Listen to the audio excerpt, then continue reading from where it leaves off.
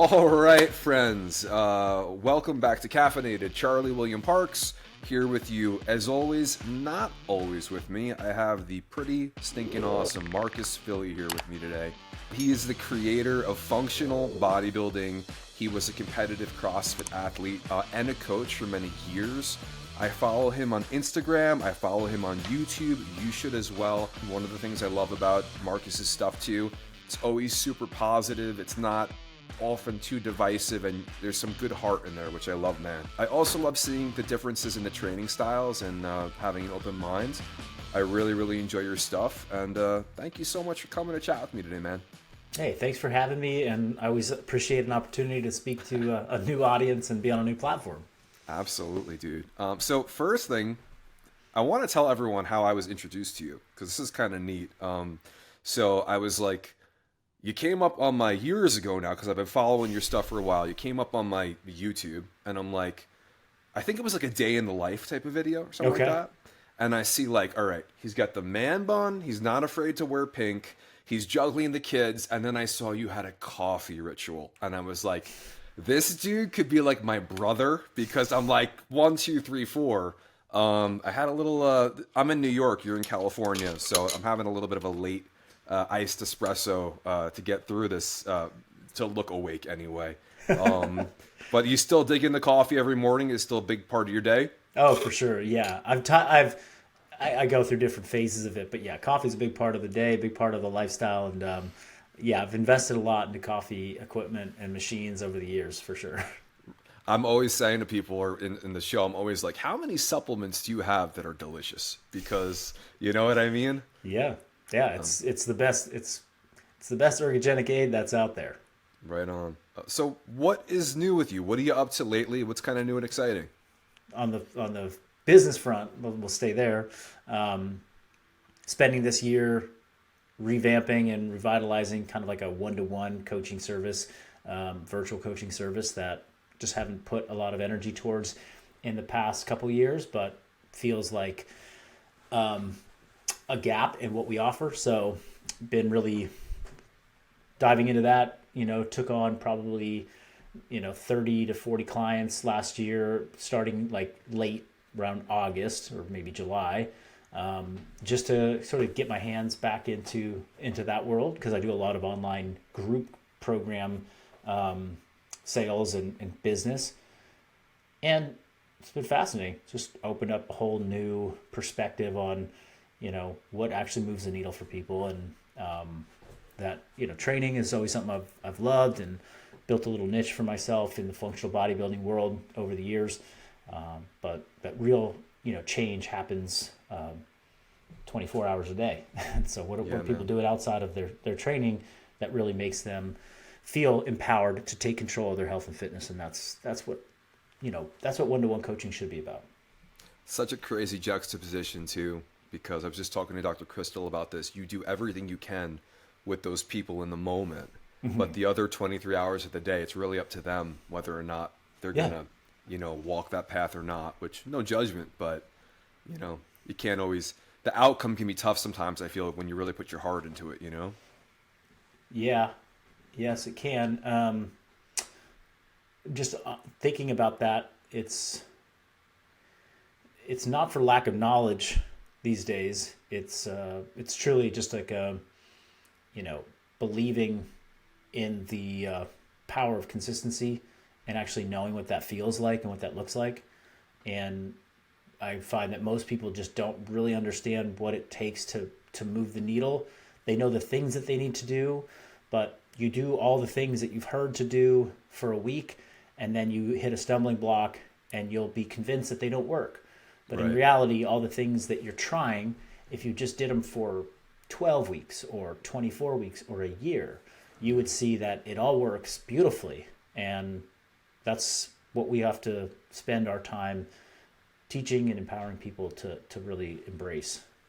It's like if we understood our bodies as well as some of us understand the stock market, like time is in the game is kind of your best friend. You know what I mean? Yeah, certainly. That consistency, to your point. We're definitely going to talk functional bodybuilding. I'm super interested to learn and to talk to you about this. But first I wanted to ask you, because I always find it so interesting. so many guests, so many people I speak with have kind of a background in some kind of medicine.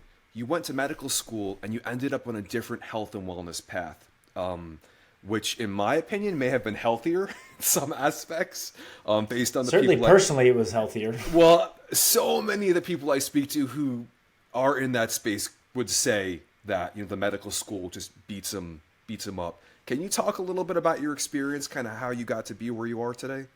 Yeah, I was an academic slash athletically driven, kid. I really wanted to do well in school and I wanted to do well in sport, and I did that all the way through my last years of college. At which point I kind of hung up my competitive, shoes and really focused in on academics. But along that way, I just, I was drawn to the health sciences or, sciences, and found a passion and a love for movement, for training, for sport. And so it was pretty clear to me that, like, towards the end of college, I had, I'll spare you the long story, but the short story is, like, I was heading down the medical school path. There's a lot of years and momentum behind that, pre-med, you know, testing to get into and interviewing and all the things. But I knew that central to my view of health was a foundation in movement, a foundation in nutrition, a foundation in community, a foundation in, mindset. And I can articulate it better now, but back then I just had like a intuitive sense that that was part of what the vision had to look like. And so there were not really outlets for somebody who had my particular viewpoint to go and express that in one place. It was like, you're going to have to go piece together knowledge, credentials, and then kind of forge your own path. I'm talking, it was 2006 when I graduated from college. So 20 years ago, functional medicine doctors, the Peter Attias of the world, these were not like, there were certainly not as many of them, and it certainly was not as mainstream. So I went to, allopathic medical school. I was in the MD track, because to me it was like, I have to go and get the credentials and get the background to be taken seriously and to be able to work with a sick population. Right. And then I'll be able to figure out the path towards combining, these other very important disciplines that give people health or that help them take control of their health. But I found out very quickly that in the, traditional medical education model at the time, certainly, maybe it's still to this day, but maybe less so, that it's, it's very sickness oriented, sickness and treating of sickness. So identify what's wrong, use what we have in the way of medicine and surgical interventions to treat that, and then sort of like mention in passing on the way out the door, like, hey, eat healthy, and try and exercise. And, I didn't make it far enough in the medical system to like be, I guess I feel fortunate that I left medical school early in my training, because I was just like, one, I was just not feeling fulfilled and feeling purpose driven in what I was doing. And the moment that purpose and that fulfillment was gone, I knew it was going to be a really long, hard road for me to just check the box of getting, the MD credential, in hopes that one day I would be able to navigate my way back to what felt right for me. Mm-hmm. So I left and I dove right into the things that I already felt really connected to, which were movement, which were coaching, nutrition, community, and I sort of moved into the health and fitness community in 2008. It's so cool you were able to transcend that when you did, and I don't want to say, dare I say, you were not wasting time. You were able to kind of go the path that I think would actually serve people.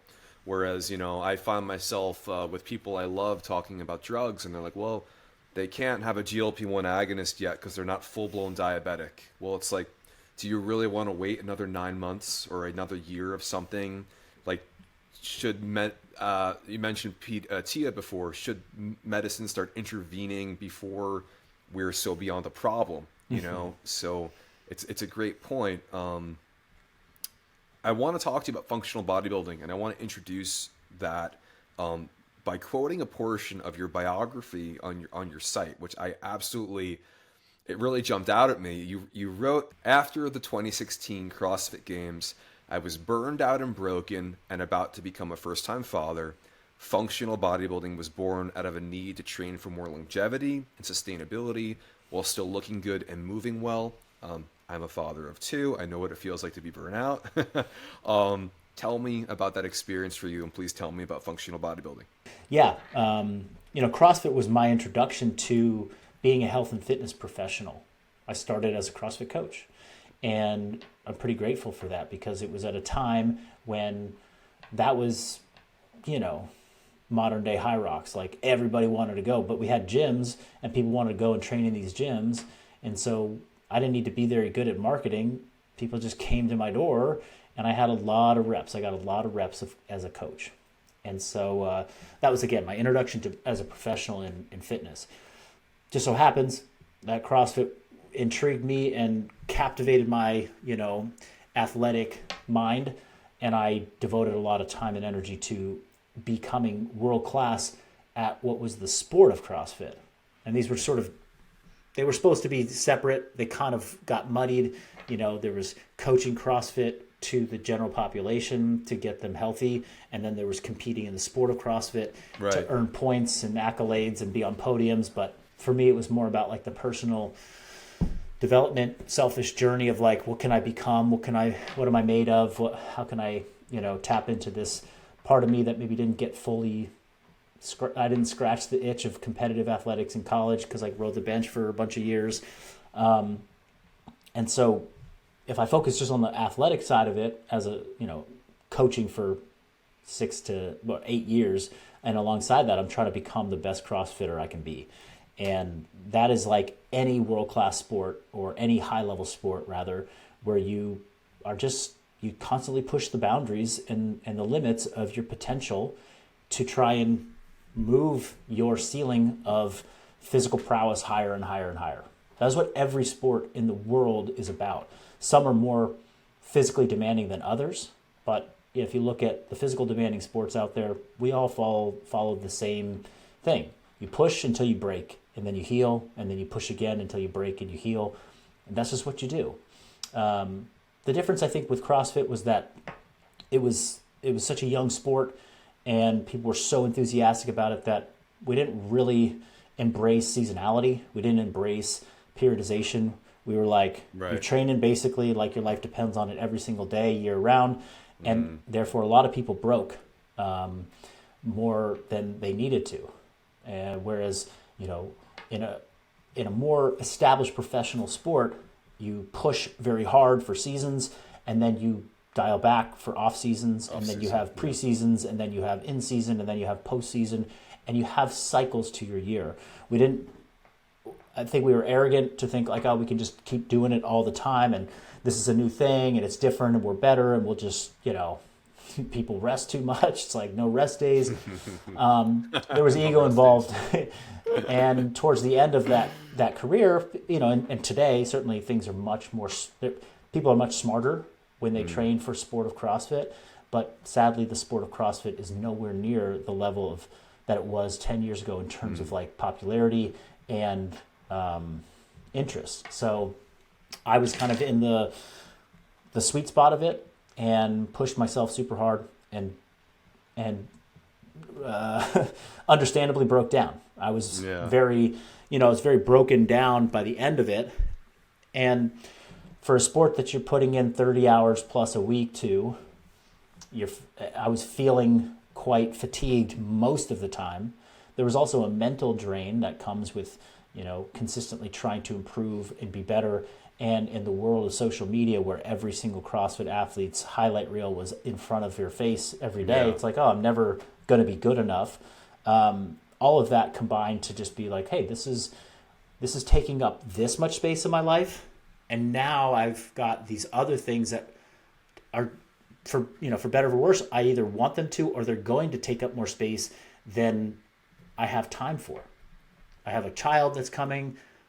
From everything I've heard, raising the kid is hard and it's going to take up a lot of time. There's going to be a lot of sleepless nights. Okay, how am I going to make space for that? I also am going to try and build an online business or build a new business because I had just sold my CrossFit gym and now I was trying to start something new. So it's like, okay, I got these two big rocks. I got career and I got family. They're going, all the way to the moon. And this thing that is CrossFit just isn't really, I don't see a reasonable space for it anymore. And I'm not going to just keep trying to burn the candle at both ends. So I stepped away, but 8 years of doing CrossFit didn't leave me sour. It left me like, oh, I've learned so much. I love the way that I love this way of training, but I also know that I can't do it like the way I did before ongoing. And there has to be a way where I can take what I've learned from CrossFit, as well as the almost 10 years prior to CrossFit, where I was a gym bro, for lack of a better term, plus an athlete in a sport. And I'd learned a lot there. And I was like, well, that was also fun. I felt good. I looked good. Like, there were great things that I did before CrossFit. There's some good bumps. Yeah, I got some epic pumps. I was athletic. I was strong. And I didn't always walk out of the gym feeling like death. Oh, look at that. Like, there's a way to train where you leave feeling good, not leave feeling like I need to take a nap for the rest of the day. And so that was just the seeds that were in my head of like, okay, I'm still a fitness professional. I'm not going to stop doing what I'm doing. I gotta find a way to bring them together. Plus, I need a way to bring them together for myself. And then the moment I started bringing them together for myself and sharing that experience with other people through social media, it was clear to me that there was a market for that. People who wanted a blend of the functional stuff and the bodybuilding stuff, the gym bro stuff that I did for years. But now it's like, okay, I know more. How can we combine these things in a way that makes me feel good, but makes me feel connected to all that I've learned over the past 8 years as a CrossFit athlete? And that was the seeds that functional bodybuilding was, sprouted from. Do you think that the functional bodybuilding principles can still apply to people who are maybe more traditionally bodybuilding and things of that nature? Absolutely, yeah. I mean, now, what I was doing in 2016 with functional bodybuilding, not as much. It was still more heavily biased towards the functional training. But now I think we truly have a brand and a method that is suitable for the other end of the spectrum. It's like, how do you train for aesthetics or for strength and hypertrophy in a way that is, really effective and doesn't send you down a lot of the stereotypical paths that lead to people feeling stiff, feeling broken down from just, hurt shoulders, hurt whatever, from traditional old bodybuilding methods, or basically bodybuilding done wrong. And then I think more and more people are starting to appreciate that, like, hey, I want to sculpt my body. I want to be strong. I want to have good aesthetics, but I also want to build aerobic capacity, or I want to build my cardio base. Right. And there are really fun ways to do that are not just climbing a Stairmaster. There's mixed modal training, which is what CrossFit really introduced to the world. And you can do it in a smart way that doesn't put you at risk and demand that you have high levels of skill to do Olympic lifts and gymnastics and muscle ups and walk on your hands. And so that is also what we teach people, is like, we're the original hybrid athletes here, right? We're doing aerobic training and getting strong and building muscle. Been doing that for a decade with functional bodybuilding. Now people want to lift and run, or lift and do high rocks. Yeah, we're doing that for a long time, and we have a lot of, experience and knowledge to share that can show people how to do that very effectively. It's so cool, because hearing you say this gives me a lot more clarity, because I've been around a bit of CrossFit myself. I've never really participated in it, but I would see people who I thought, wow, they really look like they're in shape, or this looks impressive, and then inevitably every one of my friends would be hurt, and I'd be like, what happened? And then there's like tape on the knee and tape on the shoulder, and they're taping this and they're taping that.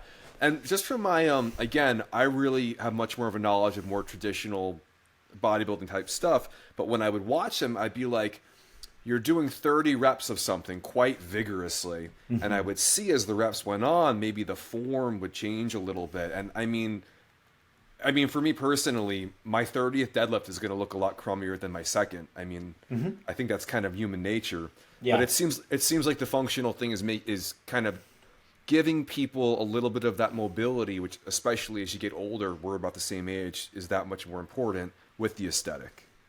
Yeah, yeah, that's definitely one way to think about it. It's like, you know, your range of motion and the way that your body moves, like in life, you know, that's a direct reflection of how you spend your time and what positions you're in. So why don't we put you in positions that help you expand your capacity, your capability to move well, and that happens in training. It happens in the gym. If you train with less than ideal range of motion, if you train with less than ideal mechanics, Right. if you just train with poor quality, then you're not really fixing any of the positional, you know, imbalances or things that you've developed in your day-to-day life. But if you train with great quality and you have attention to those things, then that's where you see this like great carryover to like, oh, I just feel good in life. I feel like my back doesn't hurt, my hips feel good, my joints feel good.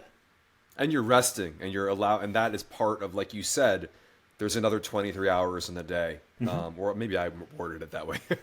But the idea is that, you know, it's those other. I actually saw a video of yours when you were actually talking about recently how that nutrition, that good rest outside of that hard work you were doing, you knew mentally was contributing so much to your future just well-being and your success. Oh yeah, absolutely. Yeah, you just and you know, whatever mental connection you can help a client make where they start to see that, then Yeah. you start to get closer to real change. Right on, man. One of the things I was super excited to ask you, because I feel like, I don't know, maybe it pisses people off a little bit, and I find it just so interesting, is I feel like CrossFit, bodybuilding, like there seems like it can be almost like cultish at a point. Like, no, this is the way we do it. Like, no, this is the way we do it. And listen, respect to whatever works as far as I'm concerned. What makes you feel good? What are you most likely to do? I think that's probably intuitively, you know, as long as you're not hurting yourself. But I find what you're doing so interesting too, because there is that combination of, you know, maybe you have to think outside the box a little bit about, you know, what is going to feel best for you. Is it necessarily doing the traditional bodybuilding or CrossFit thing? It at least seems like it wouldn't be the traditional CrossFit thing with a focus on longevity, because it seems like you're so injury prone. Am I off base there, or is there anything to that? Just tell me if I'm an idiot. I could be wrong, man. No. It's hard to say, make a blanket statement about that, because we have to remember that CrossFit is a privately owned brand. It's a company, right? You know, and they say they have a methodology, and they certainly do. They teach that in their courses, and, you know, they try and display that methodology in a competitive landscape at the CrossFit Games. But outside of like that central, you know, brand that has a website and has, you know, is a corporation, you know, CrossFit, how it's being done worldwide in any individual gym or garage or wherever, there's a tremendous amount of variation in what people actually do. Interesting. So you do CrossFit this way, yeah, it might be a fast track to, you know, injuring yourself. You do CrossFit that way, maybe that's a great program. Maybe there's great programming, great coaching, great thoughtful, you know, periodization. But the CrossFit method, if you go read like the original journals, you know, periodization doesn't exist. Interesting. You know, there's no concept of like, well, we're going to work at lower RPE or percentages of effort. Everything is full intensity, maximum intensity, with the goal of peak performance in any endeavor that you put put yourself through. Always, yeah. You're trying to perform in any circumstance. You're just trying to get the best physical performance out of yourself possible. So it's a 5K run today. Go get your best time possible. Run as hard as you can. Today we're doing a 3-rep max deadlift. Try and push yourself to the max. Not let's do 5 sets of 3 at 80% or anything like that. Okay. So, therefore, maybe back to your question, it's like, I'm not going to say that I don't subscribe to the CrossFit brand and the method that they teach as the end all be all. Do I believe that people should be doing functional lifts and the big compound lifts, like the main ones that they coach? Absolutely. Do I think people should be trying to improve their, work capacity in long and medium and short time domains? Sure. Is that the only way to do it? No, it's not the only way to do it. But those are all really sound things that we should, strive for.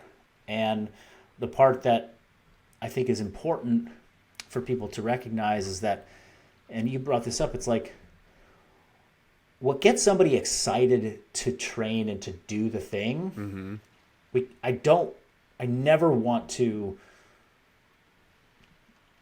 make them feel like it's not worth their time. It's like, hey, this gets you excited to go move your body, fantastic. The second somebody starts to say, this method is great for X, Y, and Z, or this method is the best way to do X, Y, or Z, then I can take issue with that. If somebody says CrossFit is the best way to build muscle, I will say the science doesn't support that. Right. The best way to build muscle is this way, okay?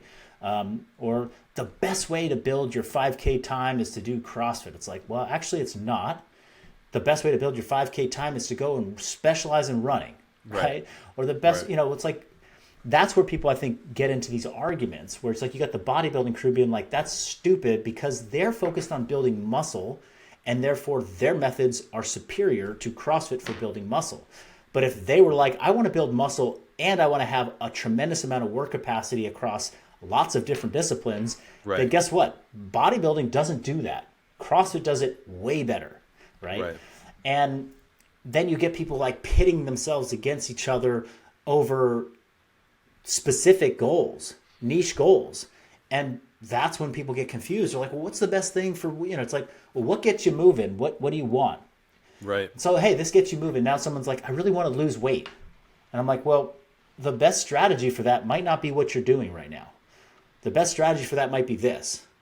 But let's not poo-poo what you're doing here. Let's just try and bolt on a couple other strategies that could support that.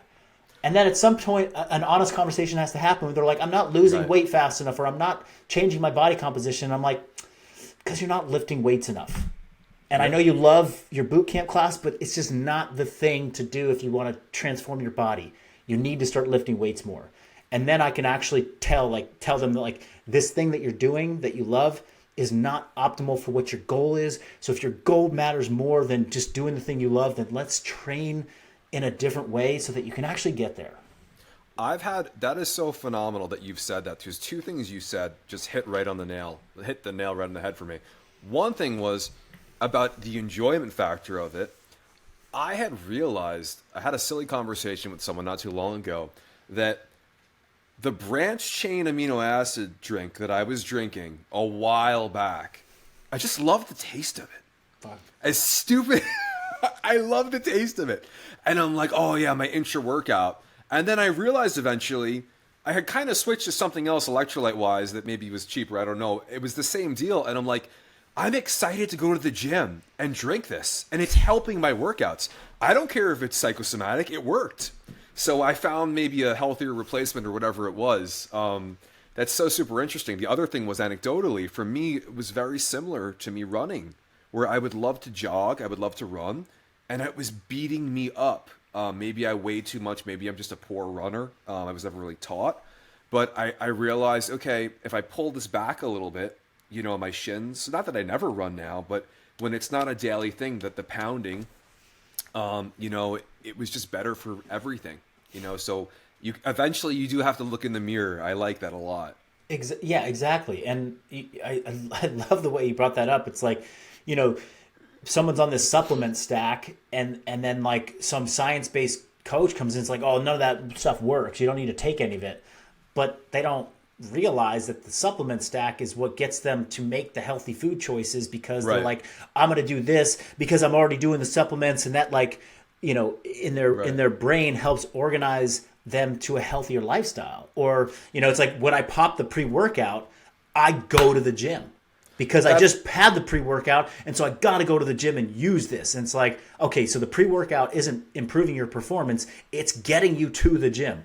That's a worthwhile $1.10 investment each time that you're supposed to go work out. the beta alanine is the one you hear about, and they're like, listen, scientifically, unless you need to improve, your sprint from this to this, it ain't doing much. But then there are people who are like, I love the tingle, it makes me want to go, and I'm Yeah, like, if it's not hurting you, cool, you totally. know? Exactly. If it's not hurting you, and only the person can really, like, the individual person can really determine that. Right on. It's like Right someone. on. This is I'll do a little anecdote here, but it's like, Yeah, yeah, I man. posted some meal prep the other day, and I've gotten really back into like meal prepping, Yeah. batch cooking 20 servings of this dish, because it's a delicious dish. I'm going to spend an hour making this thing taste great, have great macros, and I want to have 20 of them, and I'm going to put them in my freezer, and I'm going to do that for 3 days in a row, and I'm going to have 60 meals, and I'm going to be set for 2 weeks. All right. Now, what's the best container to put your food in? Something like glass or I'm gonna stainless say steel. glass. Yeah. Yeah, but I don't know. Is it glass? Glass, stainless steel, something that's non-reactive, non-toxic. Okay. Have you ever tried to store 60 glass containers that are about 30 ounces each in your home?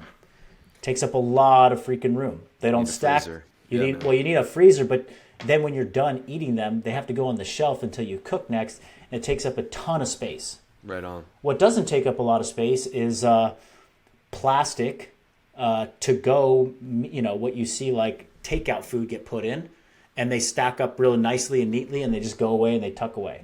So I bought 100 of these things, and I'm meal prepping, and I'm putting these things. I've got hundreds of really healthy meals with great macros that are delicious, that are going to keep me on point, that I'm excited to eat. I'm all fired up about. I post some, meal prep videos, and I just get blasted. Dude, why are you using plastic? You're toxic. It's toxic. Your gains are going to get, your hormones are going to be disrupted. Your testosterone is going to go down through the floor.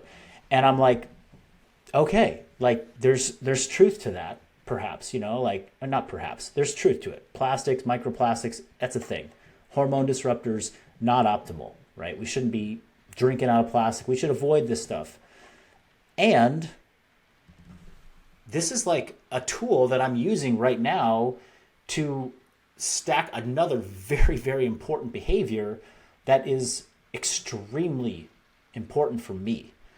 And so, okay, how do we weigh these things? And it's like, people can get on their soapbox and just start banging the loudspeaker on, like, hey, you're killing yourself, you're doing this wrong, you're doing that wrong. It's like, well, let's look at these circumstances and let's understand what, hey, switch from regular Coke to Diet Coke. Is Diet Coke the best thing you should be drinking? Maybe water's better, but it's like, hey, if you tell somebody to stop drinking Coca-Cola and go drink a glass of water, that's a huge delta for them. And it's like, okay, maybe in a month I'm going to be like, all right, I figured out where I can fit 60 glass containers in my house, and now I purchase them because that's a bigger investment. It's like, hey, I could buy 60 plastic containers for $30, whereas the same investment into, Pyrex glass is going to be a $400 investment. Shoot, let me just prove to myself that I'm going to do this for a while before I go and make the big investment into something that's going to be a lot more costly and take up more space. Absolutely. And people are so soapboxy, and so many people, I should say, they're just full of shit in my opinion, because you're coming from a place when you don't realize what it takes to build a habit, and you're not perfect on your own, whoever you are, I don't care. And you're not looking like diet soda. I get into with people all the time, diet soda or artificial sweeteners and whatnot.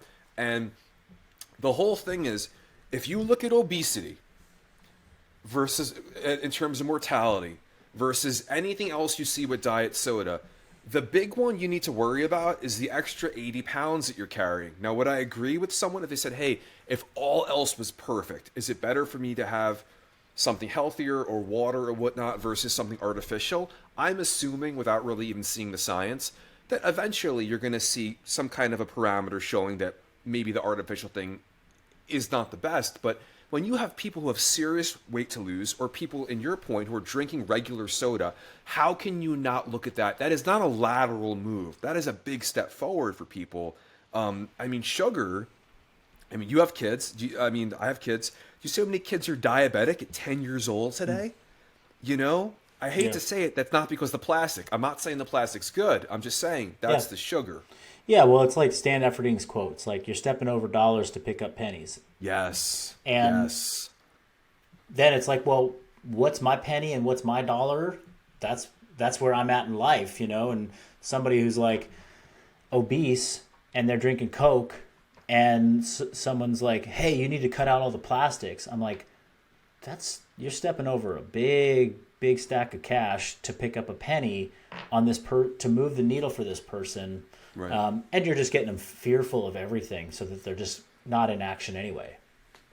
That's so interesting too, because that is, I think, one of the biggest impetuses for people not to act, or lack of impetus, is just overwhelm, just pure overwhelm, where it's just easier to do nothing. You know, it's like, well, it's kind of like people who have, you know, had to perfect their supplement stack before they even have a gym membership or a training. You know, maybe it's just a focus thing. Really cool thing that you had talked about in another interview. You had spoken about when you were younger, kind of being lean. You felt had kept you from maybe a real bulk, and it's an interesting dichotomy because I think you, if I remember correctly, maybe you were lean at one point and you were almost praised for it. We were like, this is kind of cool. I was like the kind of fat, heavy kid growing up, to be honest, for not most of my life, but certainly when I was younger, the whole bullying stuff and all that. You know, I find now that as I get older, part of the reason I don't want to have that extra weight on me in terms of more than I need for muscle running around with the kids and stuff like that. Yeah. How do you approach kind of diet now in terms of, are you basically, you know, gaining? Do you allow yourself periods of bulk and cut, or what feels best for you at the moment? Great question. Yeah, my relationship to body image goes back to college. It was kind of where I first really encountered like my early experiences of like negative body image. Right on, So me too. I didn't really, I didn't have like a shredded, super lean physique. I was just an athletic young kid, carried around some body fat, but it was never something I even thought about, you know. And if anybody could recall me back in the day, they would have been like, yeah, he's super fit. Right.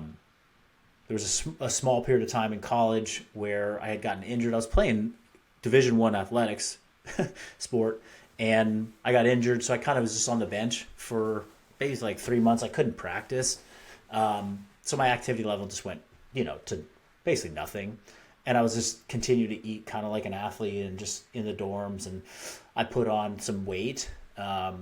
Certainly not anything out that would call attention, but somebody commented on it at practice one day. Like a teammate was like, "Oh, you're looking basically like you're looking a little chubby." And I just remember the way that felt and what that did to me psychologically. It really set me down this like path of like, okay, well, this is something I need to fix. And I latched onto a path and a diet plan basically without any knowledge or research, and just implemented. And 4 months later, I was, the leanest I'd been in my life, where I had abs that I was like, whoa, like it was a different look. Right. Which then had a particular feedback loop to it where I was like, I like what I see. And that just sort of like perpetuated for the next couple of years where I got really attached to this look and this leanness, which ultimately led me down to some pretty, tough places where, knowing what I know now, I basically put myself into a caloric deficit for a period of time, got very lean, and then really didn't know how to come out of that into Right, like right. a more sustainable maintenance level of food to support the amount of movement and training that I wanted to keep doing. So I kind of kept fighting this battle of like under eating, overeating, undereating, and then the stress load on my body was too much. I got injured, and then that kind of derailed the next few years, and I had to kind of learn my way back from that. So there is a phenomenon that happens in bodybuilding culture or in the fitness culture where people get very lean. They do it the same way every single person in the history of time has ever done it. They do some resistance training and they eat in a caloric deficit. They might be doing cardio, they might be doing all the things, but they have muscle tissue from lifting heavy stuff, and they undereat for a period of time, and that gets them to lose body fat. Once you arrive there, you're like, oh, I like this, and what got me here must be what I need to do to maintain it. And that is a pitfall that many people fall into. Mm-hmm. It's getting lean is not the problem. It's trying to sustain levels of leanness through practices that keep you in an energy deficit, Right. or more frequently than, for longer stretches of time, Right. which lead to just a feeling that nobody likes. Low energy, low libido, more susceptible and prone to injury, likely to get an injury, and feeling like I just can't control this thing anymore the way I've always done it, which leads to a feeling of hopelessness, which leads to all kinds of mental illness, which then ultimately leads to a breaking point for everybody. Nobody can last that. They either get injured or they start to binge eat or they start to overconsume calories and they don't have control over their appetite, and then they put on weight, and then that spirals into this whole body image issue that comes with that, where it's like, oh, I like the way I looked here. Now I feel shame about myself, even though I look better than I ever have in, the other 30 Right. years of my life. Right. And so to me, it's just starting to understand that better at 40 years old. Understand at this body size and shape and the way I fuel it, I know that I'm in a truly healthy state where my body has enough energy to do all the things internally, physiologically, that I need to be a healthy human. Have good hormone function, have good libido, recover well, be able to push myself in the gym without, increasing my risk of injury, because at least I've given my muscle tissue the hydration, the carbohydrates, and the fuel that it needs to not only train hard, but also recover. And periods of going through like leaning out and knowing, hey, that's a very finite period. You can only do Right. that for this long, and then you need to understand how to get yourself out of it. And that's my current understanding, and more, the wiser version of myself at 40. Does that mean that I do it perfectly? Does it mean that I don't go through periods of like body dysmorphia or like, hey, I don't love the way? And I'll say this, in 2013, November, when I step on the scale, I was 178 pounds. I looked in the mirror and I was pretty ripped, but I also felt pretty depleted. And I knew that my strength and my muscle function wasn't anywhere near it had been when I was, just 5, 6, 7 years ago. And yeah, I could say it was due to age, but more like honestly, it was, a period of 4 years of basically trying to stay lean, get lean, and maintain a lean physique. And I had kind of had enough of it. And that was fueled by a lot of different things, from social media to, personal perception, body image, etc. Ways that I thought it was impacting my business and not. And I just decided, I don't want to do this anymore. I want to mindfully gain weight back and gain muscle back. And so it started in 2013 in November. I started to increase my calories, start to put on size. And, just last, I just got back from a vacation where admittedly I overate, drank a bit too much, So did I. all good. But at the end of that, I was 197 pounds. So this is like 16 months later, 14 months later, I put on 20 pounds and I've been in this like kind of consistent bulking phase or just sort of gaining phase. And along the way, there were periods that felt really good. And then there'd be dips where I'm like, oh, I don't like what I see in the mirror. Oh, the number on the scale kind of freaks me out. It makes me feel a certain way. How do I stick to this process of eating to fuel my body, fuel performance, feel good? And there's no question that we'll go pre-vacation Marcus at 191 pounds feels and functions and has a sex drive that is different than the 178-pound person that I was just 14 months prior to that. Right. There's no question. Matter of fact, my labs show that my testosterone is considerably higher by just fueling myself adequately. So, but do I look in the mirror and still see the same lean guy? No, I don't see it the same way. I see like, there's some parts of me that I wish I wish I had a little less body fat here. That's, again, it's being able to separate those two things. It's like impossible. It's really difficult for most people. First of all, thank you for sharing that, because that is a really, really special thing for someone to hear who may be in your shoes or around your shoes, I should say. It's very special. I myself, I absolutely know how you feel. I shared a picture of myself. I had lost maybe 50, 60 pounds of fat, and I put a pretty unflattering picture of myself out there, with my shirt off and stuff like that. And it's like, hey, I want to do it to inspire people how maybe you can do this as well. It's not impossible. I've had heavier Charlie, I've had leaner Charlie, but I also know what you mean too, where, once you see those abs in that way, it's a nice thing and it can be hard to get away from that. I'm doing my first bodybuilding show in about 4 months. I'm turning 40 in about 6 or 7 months.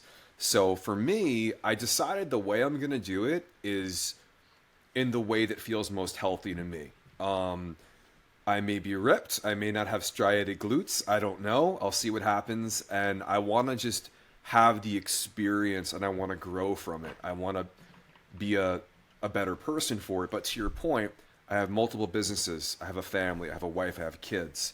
It won't be at that expense. And it kind of sounds like a little bit of how your transition happened as well. Right. Yeah, a bit, and I admire the way that you're approaching it. And I think it's important to acknowledge too that like that attitude is you're not gonna win.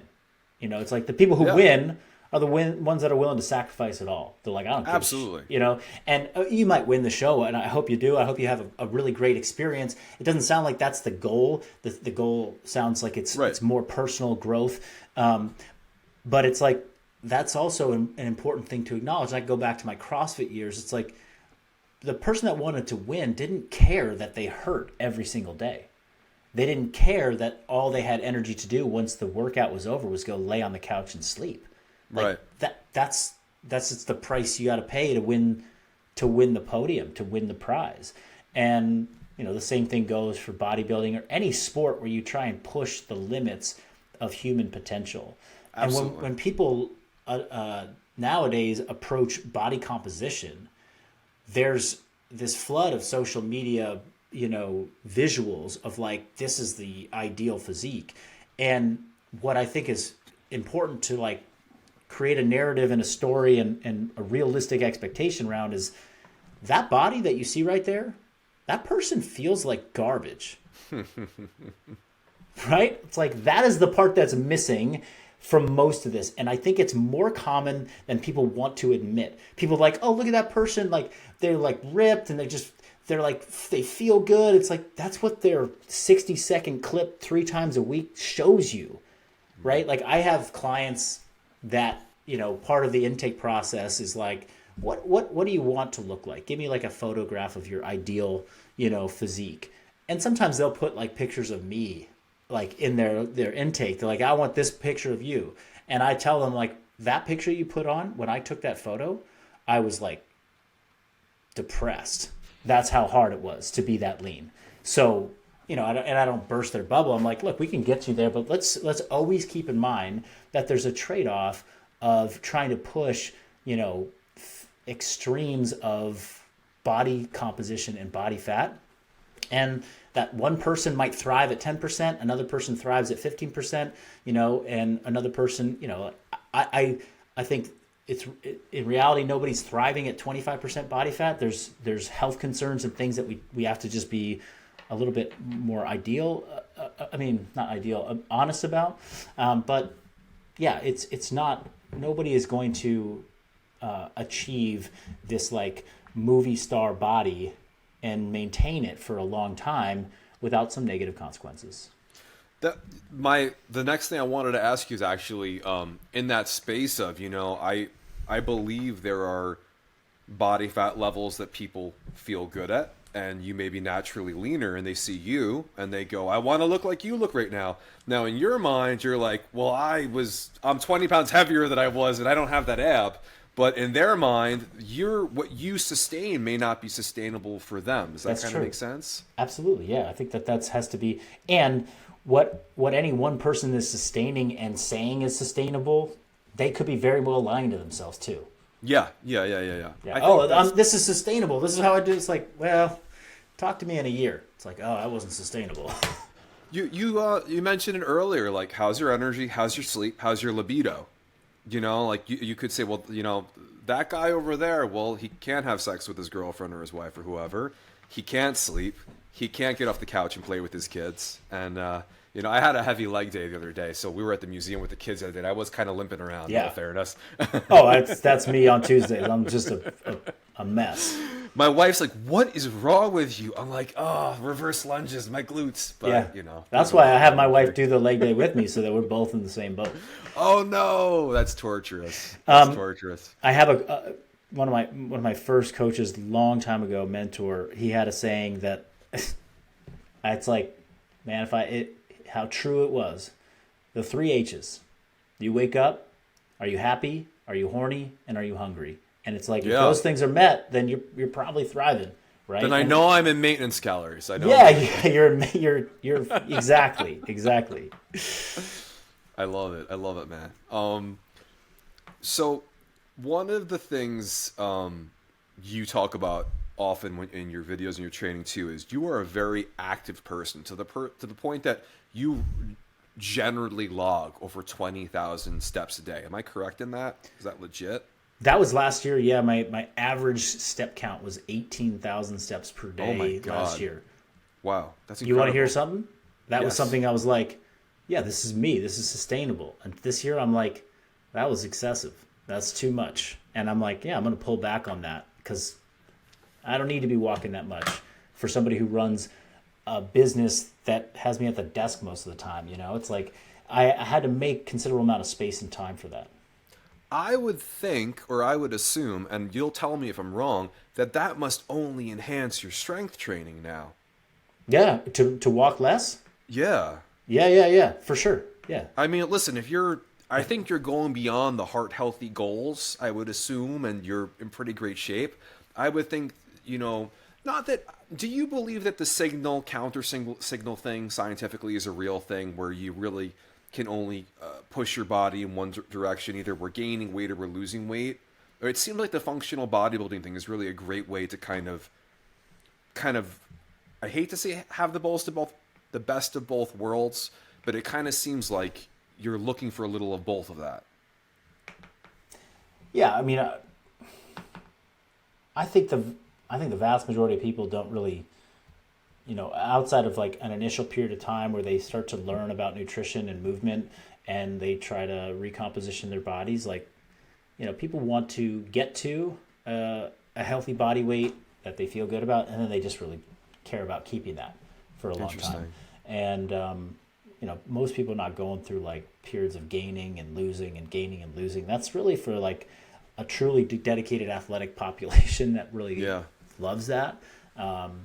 So yeah, I think functional bodybuilding and the way that we put out big group programs are really allow people to say, hey, I'm going to come in, I can build strength. I can maintain good body composition. Like if somebody comes in, they're like, hey, I really want to compete in bodybuilding. Should I do your online functional bodybuilding program? I'd say, no, you should do something that's more targeted towards that. Right. So yeah, there is like there's a middle ground. There's a best of both worlds type of situation. But is the best of both worlds type of situation what's going to get you, to first place at the bodybuilding show? No. Right. Just like saying, I'm going into prep for a bodybuilding show in 6 months, but I'm going to try and balance out all these other things in my life and make sure that nothing else takes a hit. And I'm like, okay, well, that's just saying I'm not going to go 100%. I'm going to go 90, whatever the percentage is for you. And truthfully, that's beautiful, because the win and the thing that you want is I want to show up on stage, feel proud of my physique, and not have been a dick as a dad and a husband and a bad business owner. And when I have all of those, that's when I win. I think to your point, it's not that does anyone not want to win? I don't know that it's that you don't want to win. For me anyway, I think it's that I want to put together the best package of me I can be without pretending I don't have the rest of the life. If that wins the show and that is out of this world, that is fucking awesome. Yeah, totally. And you know what? If it isn't, that's cool too. Yes. But I'm like, you know what? I'm turning 40. Because Charlie, you just defined winning for you. Right? Exactly. And that is what winning for you is. Do you need a first place to feel like you won? No. There are some people, and I competed against them in CrossFit, where they literally were the type that said, I'm here to win. If I don't win, I'm last. I don't give a shit about second place. And that's a different mentality, one that I never had. And I would always get pissed about that, because I'd show up and I'd hear all these guys on the interview saying, like, why would you even show up to the CrossFit Games if you aren't here to win? And I was like, because my winning isn't your winning. Like, it's like, yeah, define what it looks like for you. And yeah, would I have loved to be on the podium? Hell yeah. Like, it would have been wicked cool. And I would have been able to say, I got on the podium and I did these other things. And that's even more special. But it wasn't going to like define my happiness and my, fulfillment and label something a failure because I didn't get first place. Talking about your CrossFit career, there was one part that I've heard you speak about before, which I really, really wanted to talk about with you.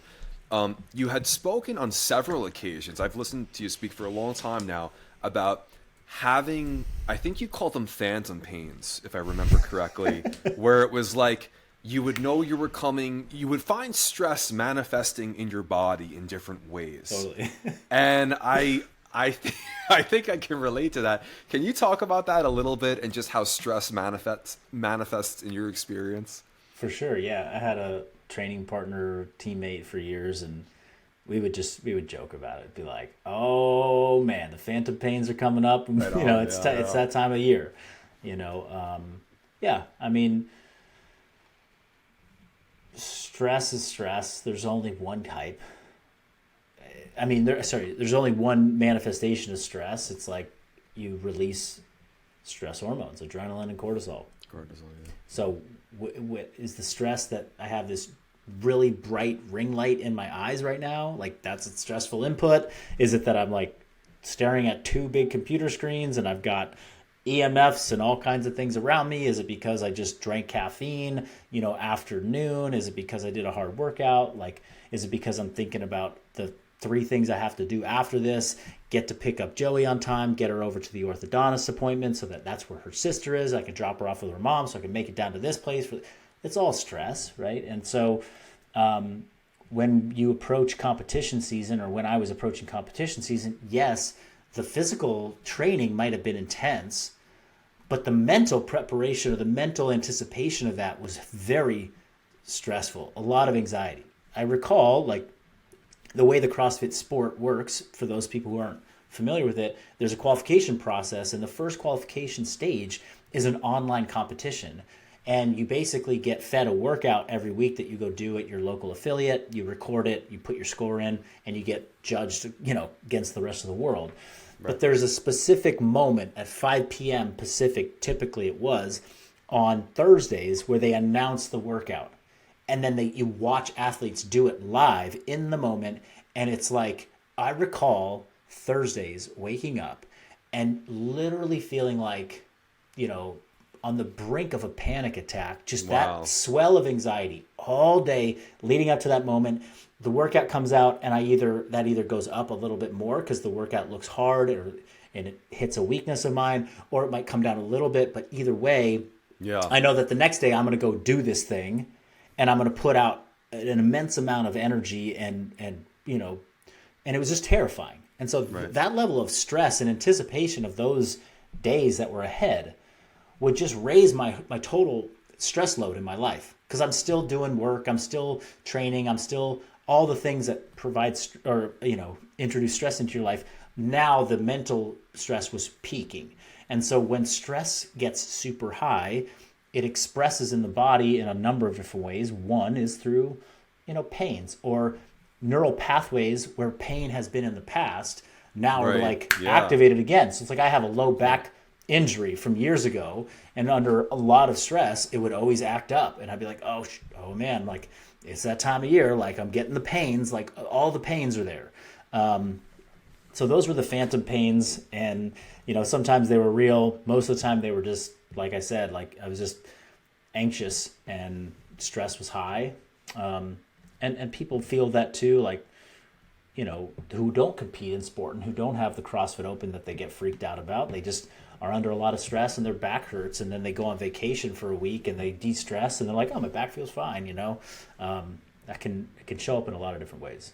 Such an interesting dichotomy too, because I've struggled and dealt with panic attacks and anxiety stuff pretty much my whole life, and the almost the physical mechanism of overexerting yourself, or even exerting yourself very much, like I'm sure you did in CrossFit, it's very similar to what can be a panic attack too.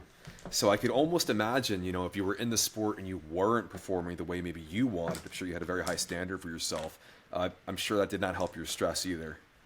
Yes, yeah. Or your abs with all that water retention from the cortisol. I'm sure you're like, oh, and I lost an ab. No, Yeah, well, thankfully in the CrossFit days, my desire or my need to like have a certain aesthetic had gone a very different way. I like a very much more focused on, performance outcomes. I mean, I was Right still on. body composition aware, but it was like we all need to have something that we feel proud, like, or I needed to have something I felt proud of. I had a work capacity that I was proud of every day, and yeah, if I had one less ab, but I could do the things that I was doing, yeah, it I didn't even worry about that. It was performance, which, I mean, 1,000%. I respect the hell out of that. Just like I may not be a IFBB pro bodybuilder or ever intend to be one, but I respect the hell out of the work ethic and, what those guys put into it. You and I, the more I've learned about you over the years, you and I are about the same age. We started training at about the same age as well. I know you have kids, I have kids. One of the things I also wanted to ask you, because it's so cool to speak to a fellow dad who kind of has to juggle all of this craziness and still enjoy it. Nowadays, I see these kids, and so many of them are, they're either taking TRT or they're glamorizing TRT, and it's almost being treated like a supplement today versus what it actually is. As not just a father, but someone who, obviously you're a fitness professional and you're in the space, how do you deal with that? I know I've spoken to people on the side at the gym and stuff like that, and I'm obviously very much stay away from this stuff. You want to be able to have kids one day, but how do you approach something like that?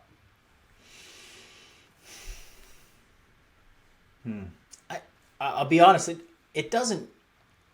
I don't. It doesn't come into my circle that much. Interesting. I will have conversations with clients, and my target demographic is 35 and older generally. I mean, I'm still getting 20-year-olds that resonate with our message. Right on. But our message is not as hardcore bodybuilding that would maybe bring out people who are seeking aesthetic changes or looking for ways to enhance themselves as much.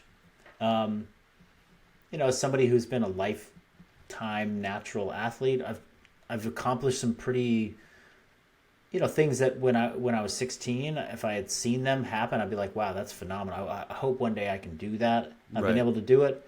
And I'm very thankful that like I've hit every obstacle that I've hit along the way that performance enhancing drugs may have helped me, blast right through. It's those obstacles that I've hit along the way that have just turned me into the person I am, somebody who I'm relatively proud of, and I continue to want to be better. So I just sort of think like, okay, well that's a choice, and there's a trade-off, and the trade-off is not just health consequences, but the trade-off can also be you may not hit the obstacle that's going to teach you how to do the thing really well when it matters to you. It's interesting. I mean, I'm not good at anything because I just did it right from the beginning. Right. Anything that I would call myself good at, it's because I failed, or had some obstacle in the way, and then I had to troubleshoot or work through it, and then seek knowledge and skills to get better and better. And that's why I get to do what I'm doing now. So, and that's true as a parent. That's true as an athlete. That's true Yeah. in business. So yeah, you can take these enhancers or these tools, and look, I take performance enhancers. I drink coffee before a workout. Like that helps my workout. Yeah. It's like, where do you want to draw your line?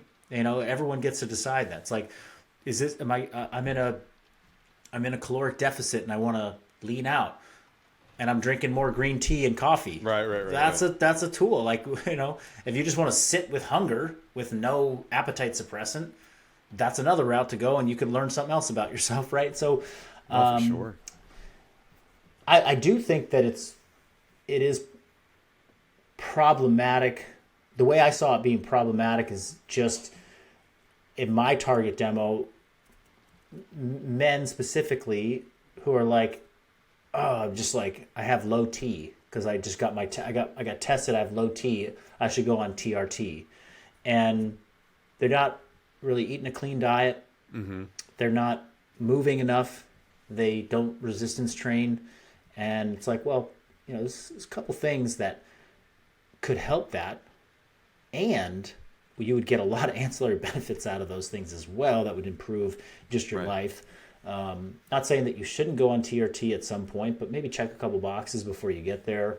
And for those younger athletes, and I like some social media bodybuilding celebrities have gone so far as to say, like, I'm on steroids, I do steroids, and I didn't do steroids for this long. Right. I tried to max out my potential without it, because if I hadn't maxed out my potential, then I wouldn't have gotten all the benefits out of taking the steroids and been, I wouldn't have developed the discipline, develop the skills, and then you get to make the choice at some point to enhance yourself if that's what you want to do.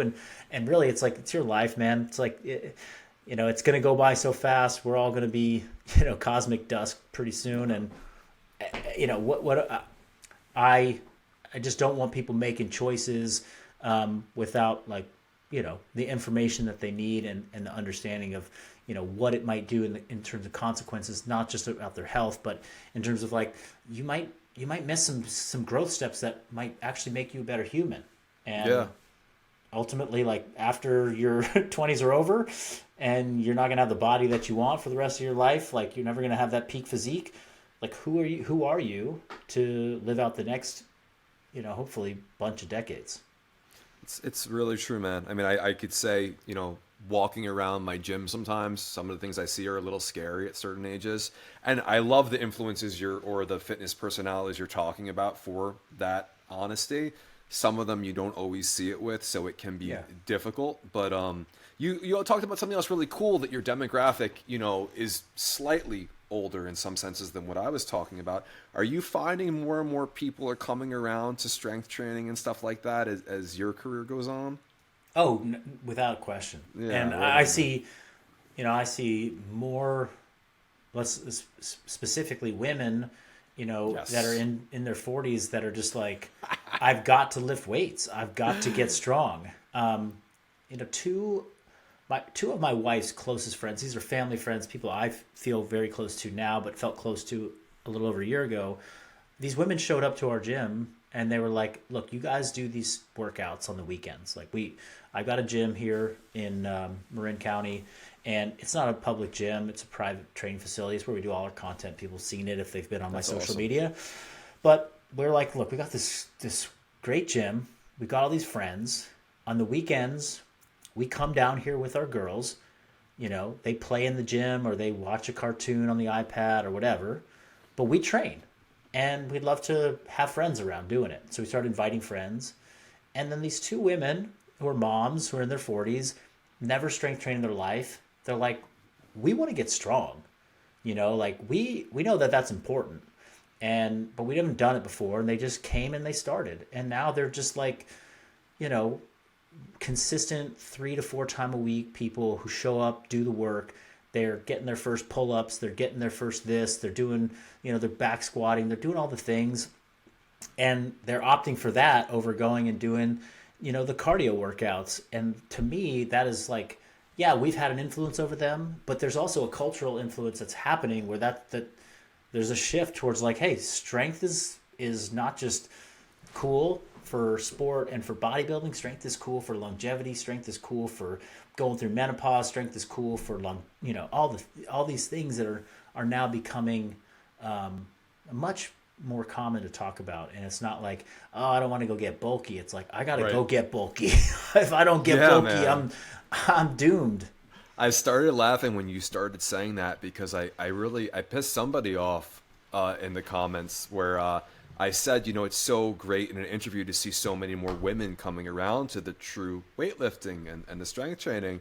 And someone was like commenting like, well, some of us have been doing it forever and all this. I'm like, yeah, some have, but it's nice to see it being so much more accepted and celebrated. And in terms of longevity, I don't know that there's many things better than it. Yeah, for sure.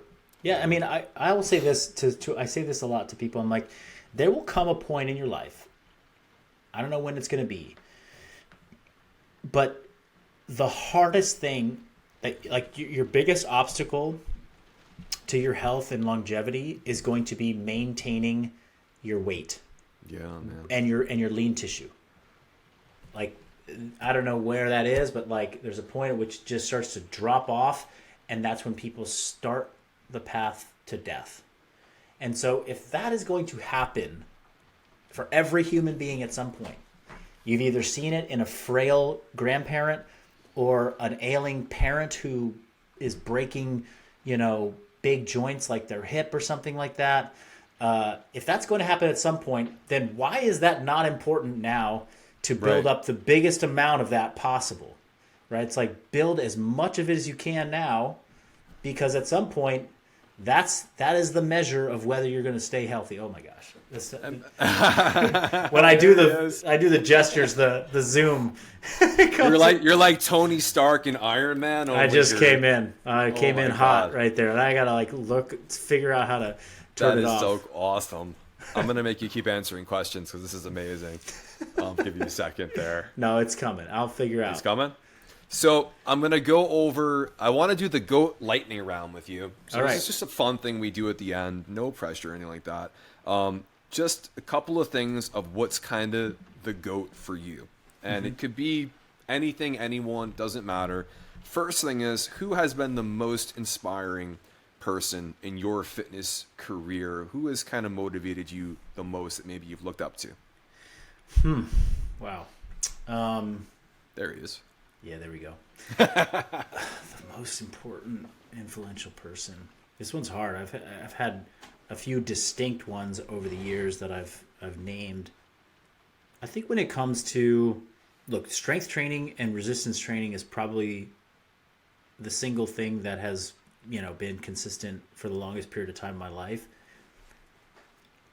The method or the strength coach that I didn't learn from directly. I just learned through their online publications and training programs that probably made the greatest impact on me as a teenager, because I went from being somebody who just hung around the gym, just kind of going from machine to machine and just doing the thing, to sort of seeing like, oh wow, when you strength train properly, it does something different.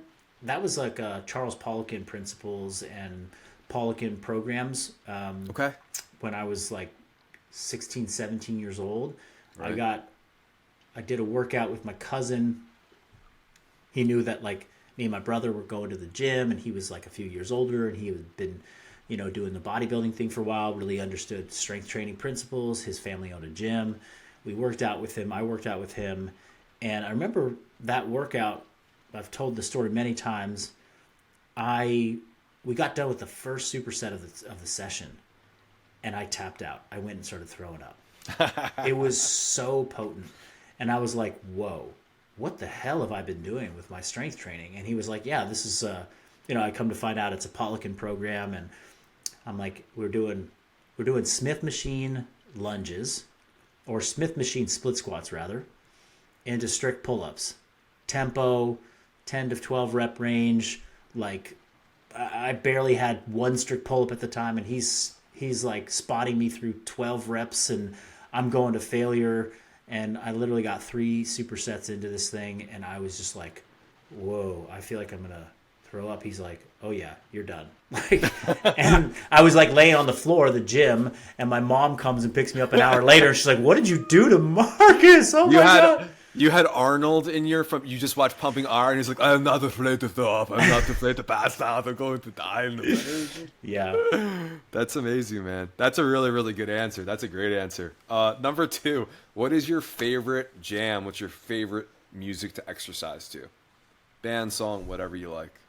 Everybody knows at the gym that I am not in charge of the playlist. Like, I just kind of go with what's out there. Over the years, I've had strong opinions about certain things. But today I was in control of the music. Everyone was like, oh, come on now. Like, get in there. Like, it's your day. We haven't had a blank in a while. And this was like my go-to back in the day. I would throw on Justin Bieber. So we would play. Wow. We'd play. It would be Bieber Fever Fridays was always the day. Yeah. I thought you were going to be... I was thinking of grunge. I might hear some grunge, but that's very... I didn't expect that. That's very cool. Justin Bieber. I should listen to his music. I don't think I probably have heard a Justin Bieber song. I just don't know it because I'm sure it's everywhere, right? I've heard it. He's got hits. He's got so many hits. I'm probably singing his songs in my head. I don't even know it's him. What is your favorite? I hate the term because I'm so not. This is not the way I like to think about it, but I'll use it in this context.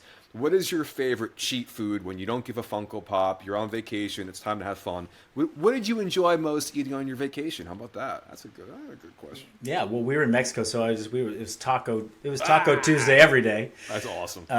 Yeah, I was hitting the skinny margaritas and tacos hard. But no, I'm like, probably pizza, and it doesn't even have to be a good pizza. It's just love it. I want volume of pizza. That's what would get me excited.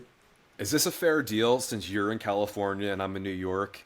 If I could ever be in the beautiful sun and train with you, I will bring you the best pizza ever here in New York. Could we make that happen? Of course. It's raining and freezing right now. Are you in the city or where are you? I'm on Long Island. Okay, yeah. I'm on Long Island. I'm not a city dude at all. I'm too much noise for me. Well, we were just out there in November. We went out there for Thanksgiving. We were in the city for like three days, and then we went out to Long Island for like Thanksgiving. Yeah. And, do you know where you were in Long Island? Do you remember the town or the area? Yeah, way out Hamptons. Like yeah. Like not, I don't remember the exact name, but yeah, we have relatives that had a place out there, so we went and stayed with them.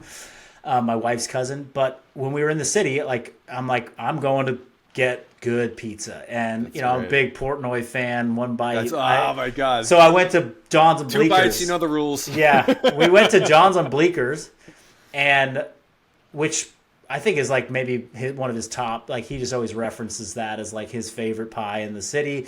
So we go there. We literally get off the plane, JFK, drive into our hotel. We're right down by like One World Trade. We're across the street at the Millennium whatever hotel. We walk there with my kids, so they're like tired. It's late, We get there. There's a long line. I'm like, oh shoot! Like I got to keep them occupied so that we can wait this out, get this. And I kid you not, the host, who's like one of the family members, comes out. He walks up to me, shakes my hand. He's like, hey man, I just bought your program this morning. I just bought my lifetime access to your program, and I was like, That's what's no up. kidding. And it was like this moment where I was like, I've been Can I have recognized a some lot. pizza? Yeah, I was like, this is the best moment of like being recognized in my life because I've been wanting this pizza for years. And he sits us at a table, and then at the end, there's like all the famous people on the wall. He's got pictures of like, we're at the table with like Tim Robbins and all these celebrities.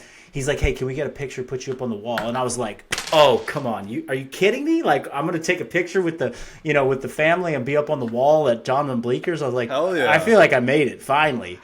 Dude, as soon as I thought you made it a minute ago when you told me you cut the line, like your pizza's ready, I bought pizza or whatever it was. That was it for me. Marcus Philly, you are the man. Thank you so much for coming and talking to me again. Please come on the show again and talk to me more. I want to hear about your bodybuilding show in 6 months, how it goes. Dude, now and you know what? Now I feel like you're gonna lose, and I'm like, ah. No. You're winning because you're doing it your way. And I will say this: when early on, before you even mentioned that you were like, I didn't know what your focus on training was, but I was sitting here, I was like, how is this guy's triceps so fucking huge? Like, I am literally like, that thing is popping out of the screen. I have one muscle. Dude, I have one muscle. Hey, side tricep, make it rain on them. Just I'll show do it my off. best, man. You know what? I'm just gonna try to. I didn't want to give the impression I didn't want to win, but I want to just be the best me I can be. Yeah. And who knows? Maybe the next show it'll be even better. But Marcus, this was amazing. Please come talk to me again, man. This was such a joy, and I'll be following your stuff. Where can everyone find you? Where can they check out Functional Bodybuilding? At Marcus Philly on all the social media platforms. I'm everywhere there at Marcus Philly. And then functional-bodybuilding.com is where people can go and see all the services, programs, and things that we offer. That's it. Marcus, you're the man. And until next time, thank you so much. Thanks, Charlie.